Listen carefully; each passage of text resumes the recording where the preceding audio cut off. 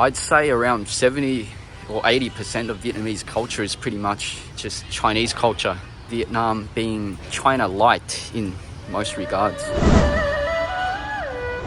What is up, guys? We're here in the Văn Miếu temple in Hanoi. In case you thought I was a man of culture, definitely not. I just booked a grab out here to get a bowl of pho. Unfortunately, it's bloody closed. Google Maps said that the pho noodle joint was open 9 a.m. to 9 p.m, but restaurants and stuff in Hanoi close. They close apart from the main hours in the morning and the evening. Nothing beats the Chinese ornaments, the attention to detail and incorporation of nature. Found out this is the first university in Vietnam. It was built around 1076 or something. It's a pagoda as well. This bloody pagoda is featured on the 100,000 dong note. That's it there. A little bit of trivia for you. Built to honor Mr. Confucius. You guys know him? The ancient Chinese scholar. He used to vlog back in the day as well. I think he was a food reviewer. It's very expansive territory. I think it's 54,000 meters squared. The bell is around here somewhere. There's a bell in every single pagoda in Vietnam. They used to ring it for the important guests, you know, the VIPs, to let all the monks know that a big VIP was coming through. First time in here, I've walked past this joint a lot. Being an ignorant Philistine, never actually known what this place was. It's the first university of Vietnam. Yeah, let's just take a walk around. Pretty interestingly, the Vietnamese really reject their Chinese heritage, but I'd say around 70 or 80% of Vietnamese culture is pretty much just Chinese culture. Vietnam being China light in most regards. China? This is one example. Like, this architecture is clearly Chinese derived. The mythological stuff is all transplanted from China. China. Like, I know the 4 mythological creatures here. The turtle, the unicorn, the dragon and the phoenix. That's from China. China. It's quite cool architecture.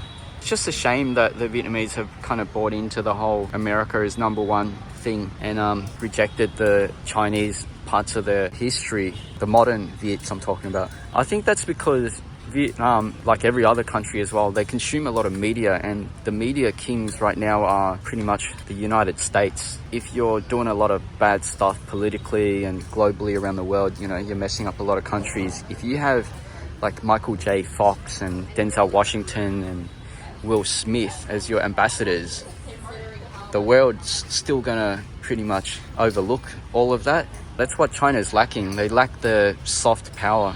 China, China, China, China, China, China, China. When you think of Chinese, you just think of robot-like workers lacking personality and just kind of bowl haircuts. I mean, China's just got a big problem with soft power.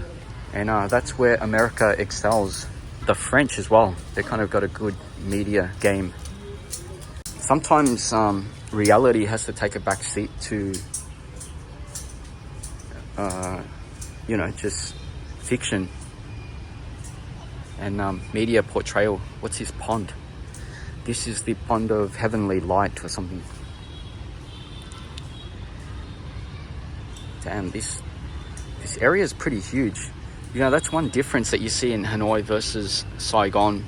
That Hanoi, they still really make a effort to preserve the bonds with history. Like, you feel the historical bonds when you're walking around this city.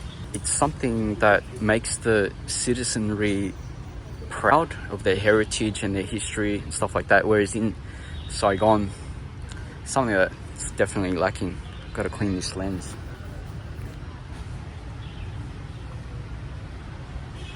Just any brief walk through the center of Hanoi, you know, you see a lot of buildings and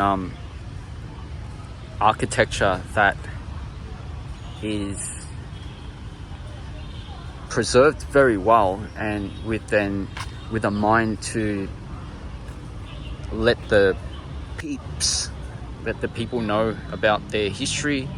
A lot of statues of kings, the notable kings from history, like in the Hoàng Kim Lake, we got Lý Thái Tổ, the founder of Hanoi.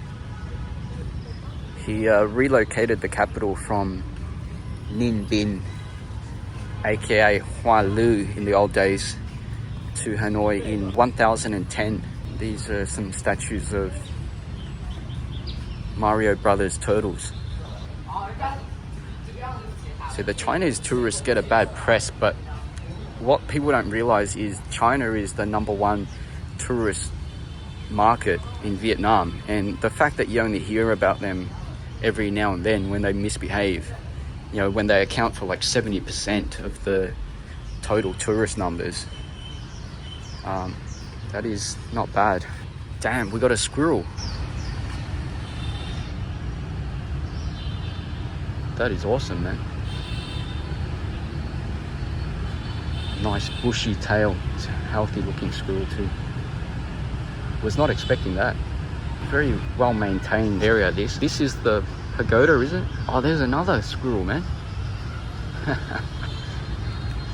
These guys are living the life. Yeah, very healthy looking specimen. And that is awesome when they scurry up and you see the bushy tails. When they're on high alert, they do the little tail flicker like that.